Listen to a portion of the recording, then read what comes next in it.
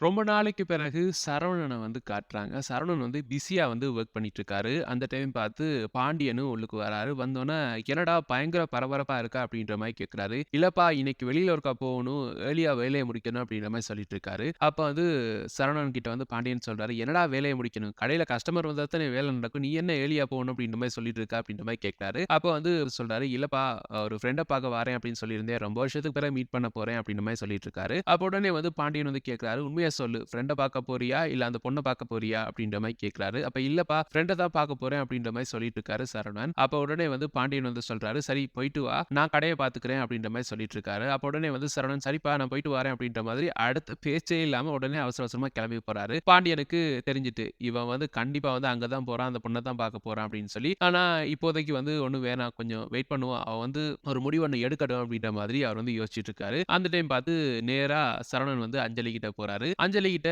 போய் அவங்க பழைய விஷயங்கள்லாம் பேசுறாங்க.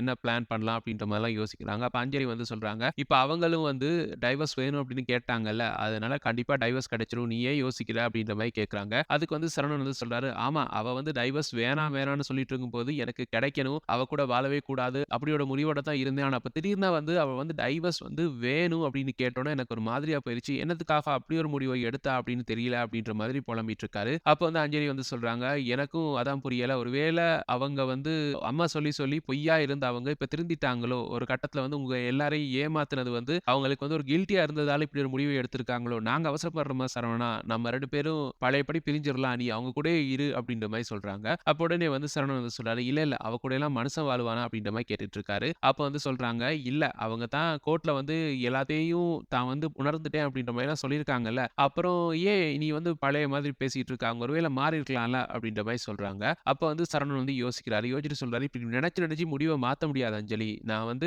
உனக்கு வந்து வாக்குறுதி குடுத்துருக்கேன். உன்ன தான் கட்டிப்பேன் அப்படின்னு சொல்லி. அதனால என்னால மாத்த முடியாது." அப்படின்ற மாதிரி சரவணன் வந்து விடாப்பிடியா இருக்காரு. ஆனா அஞ்சலி யோசிக்கிறாங்க, "என்னால மயிலோட லைஃப்க்கு வந்து சிக்கல் ஆயிருமோ?" அப்படின்ற மாரி யோசிக்கிறாங்க. அது மட்டும் இல்லாம சரவணன் வீட்ல எல்லாருமே வந்து மயிலு கூட சேர்ந்து தான் சரவணன் வாழணும் அப்படின்னு எதிர்பார்ப்பாங்க. அது மட்டும் இல்லாம அவ வந்து பிரெக்னன்ட் ஆவும் இருக்கா. அவங்க வீட்டோட வாரிசு இது. ஸோ என்னால இதெல்லாம் கெட்டு போகக்கூடாது அப்படின்ற மாரி யோசிக்கிறாங்க. யோசிச்சுட்டு சொல்றாங்க சரவணன் கிட்ட, "சரி சரவணா நீ உன் முடிவு." அப்படின்ற மாரி சொல்லிட்டு கிளம்பி போறாங்க. போற நேரமே யோசிச்சுட்டு போறாங்க. "இப்படியே விட்டா சரி வராது. இனிமே இவன அவாய்ட் பண்ணத்தான் வேணும். ஏன்னா என் லைஃப் இப்படி ஆயிருச்சு. அவன் லைஃப்பும் இப்படி ஆகக்கூடாது. அதனால அந்த தங்கமயில் கிட்ட நானே பேசுறேன் இத பத்தி." அப்படின்ற மாரி சொல்லி யோசிச்சுட்டு போய்க்கிட்டே இருக்காங்க. இந்த சீன் இப்படியே போயிட்டு இருக்கு. அப்படியே வந்து சென்னைய காட்டுறாங்க. சென்னையில வந்து தங்கராஜ் மற்றும் அவ வைஃப் வந்து நேரா சாப்பிட வந்துட்டாங்க. சாப்பிட வந்தோனே, அங்க கொஞ்சம் அவர் தன்னோட பந்தா கதையெல்லாம் கழிச்சிட்டு இருக்காரு. அப்படியே வந்து ஒவ்வொன்னுக்கும் வந்து கோமதி வந்து நோஸ்கட் பண்ணிக்கிட்டே இருக்காங்க. தங்கராஜால வந்து எதுவுமே பேச முடியாது. ஏன்னா சொந்தக்காரங்களா போயிட்டாங்க. இல்ல அப்படின்னா அவ்வளோதான் அப்படின்ற மாரி யோசிச்சுட்டு இருக்காரு மைண்ட்ல. அப்ப எல்லாருமே வந்து பதர்றாங்க. என்னடா இது இந்த ஆள் கூட இவங்க இப்படி பேசிட்டு இருக்காங்களே அப்படின்ற மாரி பதர்றாங்க. ஒரு பக்கம் மீனாவும், "அத்த அத்த கொஞ்சம் அமைதியா இருங்க அத்த" அப்படின்ற மாரி சொல்லிட்டு இருக்காங்க. "என்ன அமைதியா இருக்காது? அப்படியெல்லாம் இருக்க முடியாது." அப்படின்ற மாரி அவங்க சொல்றாங்க. என்ன அப்படின்னா, இந்த சென்னைக்கு போனதுலருந்து விருந்து விருந்து. அவங்களுக்கு இவங்க விருந்து போடுறதும், இவங்களுக்கு அவங்க விருந்து போடுறதும், பதிலுக்கு அவங்களுக்கு மறுபடியும் இவங்க விருந்து போடுறதும், விருந்து விருந்தாவே போயிட்டுருக்கு. அப்ப இந்த சீன் முடிஞ்சு அப்படியே இவங்கலாம் சாப்பிட்டு அப்படியே கிளம்பி போறாங்க. அப்ப வந்து மீனாட மாமா வந்து சொல்றாரு, "மாப்ள நாங்க வந்து குலதெய்வம் கோயிலுக்கு போலான்னு இருக்கோம். நீங்களும் வாங்க." அப்படின்ற மாரி சொல்றாங்க. அப்ப அவர் வந்து சொல்றாரு, "இல்ல எனக்கு கொஞ்சம் வேல இருக்கு மாமா." அப்படின்ற மாரி சொல்றாரு. "அப்படியா?" அ அப்படின்ற மாதிரி ஒரு மாதிரியா யோசிச்சுட்டு சொல்றாரு. உங்களுக்கு எப்ப ஃப்ரீயா இருப்பீங்க? அந்த டைம் போவோமே." அப்படின்ற மாரி சொல்றாரு. அப்ப வந்து கோமதி ஒரு பக்கம். இவங்க வந்து டேட்ட வந்து ஃபிக்ஸ் பண்ணிட்டாங்க. இப்ப அவருக்காக டேட்ட மாத்துறாங்க. அப்படி என்னதான் அந்த மருமக மேல பயமோ தெரியல அப்படின்ற மாரி இந்த பக்கம் திரும்புறாங்க.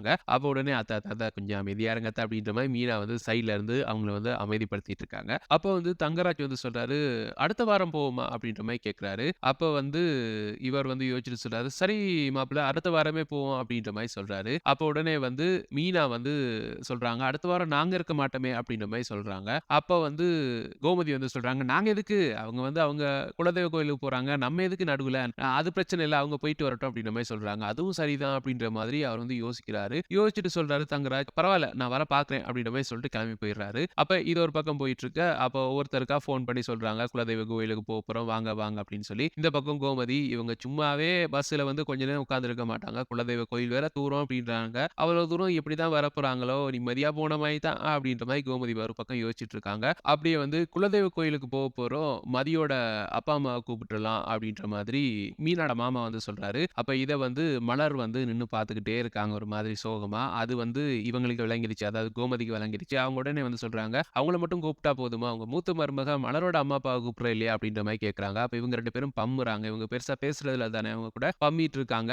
ஈவன் முன்னுக்கு அவங்க ஹஸ்பண்ட் பாக்யராஜும் உட்கார்ந்திருக்காரு. அவரும் வாய திறக்கல. நல்ல ஒரு ஹஸ்பண்ட் பா இவரு. அப்படின்னு சொல்லக்கூடிய மாரி அவரும் வாய திறக்காம ஒரு மூலையில அப்படியே உட்கார்ந்திருக்காரு. அப்ப இவங்க சொன்னோனே 2 பேருமே ஒரு மாரி திரு திருன்னு முழிக்கிறாங்க. அப்ப உடனே வந்து "மலரு, உங்க அம்மா, அப்பாவுக்கு ஃபோன் பண்ணி தா" அப்படின்ற மாதிரி கோமதி வந்து கேட்கறாங்க. அப்ப வந்து "இல்ல, இல்ல வேணாம், வேணாம்" அப்படின்னு சொல்ல, "இல்ல, இல்ல ஃபோன் பண்ணி தா" அப்படின்ற மாரி சொல்லி ஃபோன புடுங்கி ஃபோன் பண்றாங்க. பண்ணி "இந்தா அவங்க லைன்ல இருக்காங்க பேசுங்க" அப்படின்ற மாதிரி குடுக்குறாங்க. மீனாவோட அத்தை வந்து வாங்கி பேசுறாங்க. சொல்றாங்க, "இப்படி நாளைக்கு குலதெய்வ கோயிலுக்கு போறோம். வந்துருங்க" அப்படின்ற மாரி ஒரு மாதிரியா சொல்றாங்க.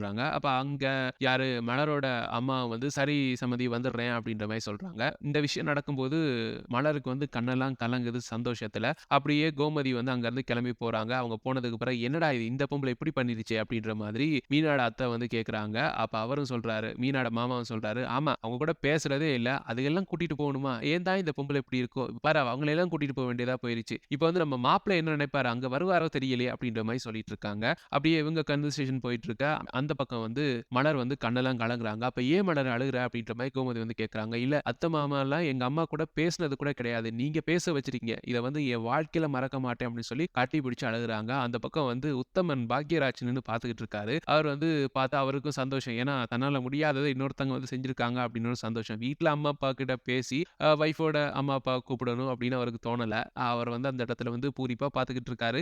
இது ஒரு பக்கம் போயிட்டு இருக்கு. அப்ப இவங்க சொல்றாங்க கோமதி, "அதெல்லாம் இருக்கட்டும்மா. எனக்கும் புரிஞ்சுச்சுல்ல. அவங்க வந்து மதியோட அம்மா, அப்பாவ மட்டும் கூப்பிடுங்க அப்படின்னு சொல்லும்போது, நீ வந்து ஒரு மாதிரி டல்லா இருந்த. அது எனக்கு நல்லாவே புரிஞ்சுச்சு" அப்படின்ற மாரி சொல்றாங்க. அப்படியே இந்த சீன் போயிட்டு இருக்கு. அந்த பக்கம் வந்து காட்டுறாங்க, கதிர் எங்கேயோ வெளிய போயிட்டு ஏதோ சாமான் வாங்கிட்டு அவர் கார்ல போயிட்டுருக்காரு. அப்ப வந்து ஹாஸ்பிட்டல்லேருந்து மறுபடியும் ஃபோன் வருது. "அவசரமா வாங்க.